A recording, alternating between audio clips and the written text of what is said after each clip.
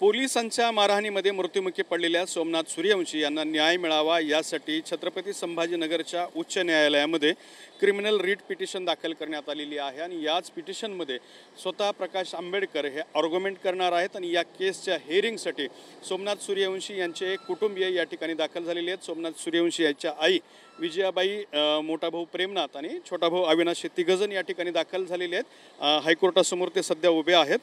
ताई, काय सांगाल तुम्ही, काय भूमिका आहे, कशासाठी न्यायालयाचं दार ठोठावलंय? माझी भूमिका आहे, नुसतं चोरी करणार माणसाला लगेच सरकारने अटक करतंय, ॲक्शन घेतंय। आज माझा उच्च शिक्षण घेत होता माझा मुलगा, वकील झाला असता।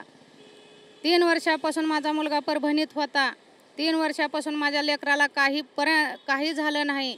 माझ्या लेकराला, सुशिक्षित लेकराला ह्या पोलीस लोकांनी, परभणीच्या पोलीस लोकांनी धरून माझ्या लेकराला मारहाण करून माझ्या लेकराचा खून केलेला आहे त्या परभणीच्या पोलीस लोकांनी।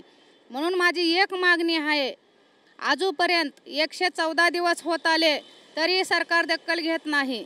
माझ्या मुलाला मारहाण केल्यामुळे माझ्या लेकराचं ही खून केले ह्या पोलीस लोकांनी, तरी पण ॲक्शन घेत नाही। माझी मागणी आहे सरकारला, माझ्या मुलाला जो पोलीस लोकांनी मारलेले आहे त्यांच्यावरती गुन्हे लवकरात लवकर दाखल करावा आणि त्यांना कठोरात कठोर शिक्षा द्यावा। त्यांच्यावरती 302चा गुन्हा दाखल करण्यात यावा, ही माझी सरकारला माझी विनंती आहे।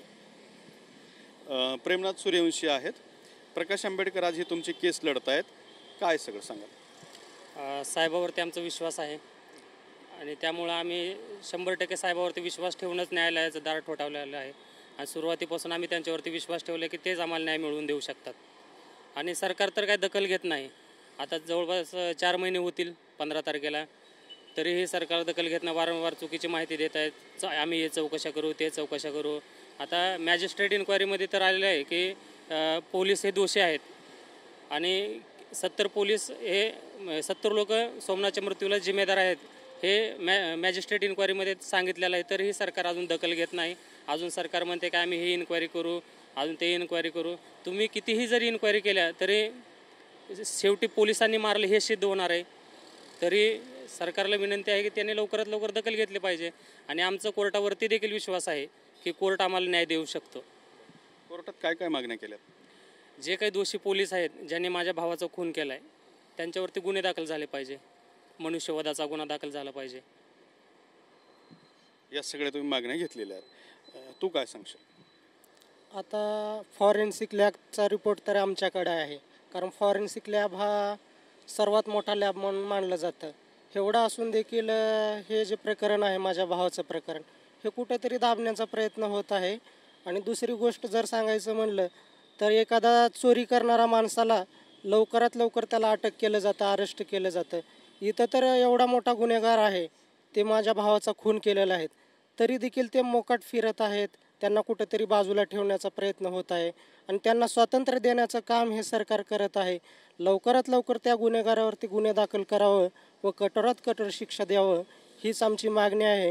आणि प्रकाश आंबेडकर साहेब सुरुवातीपासून आमच्यासाठी म्हणजे काम करत आहेत, म्हणजे सोमनाथ सूर्यवंशीला न्याय देण्यासाठी काम करत आहेत। कारण आमच्याकडून कोणीही म्हणजे असं आमचं राजकारणाशी काही संबंध नाही आणि कोणताही नेता म्हणजे आमच्या पाठीशी नाही।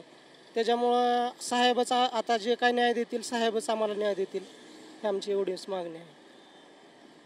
तर अशा पद्धतीने हे सगळं सोमनाथ सूर्यवंशी यांचं कुटुंब आहे।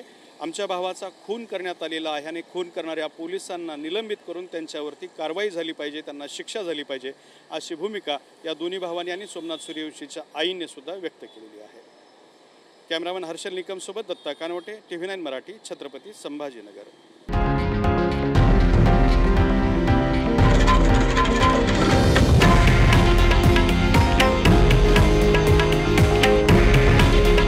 हे आहे देशातील नंबर 1 न्यूज नेटवर्क आणि आपण पाहत आहात TV9 मराठी।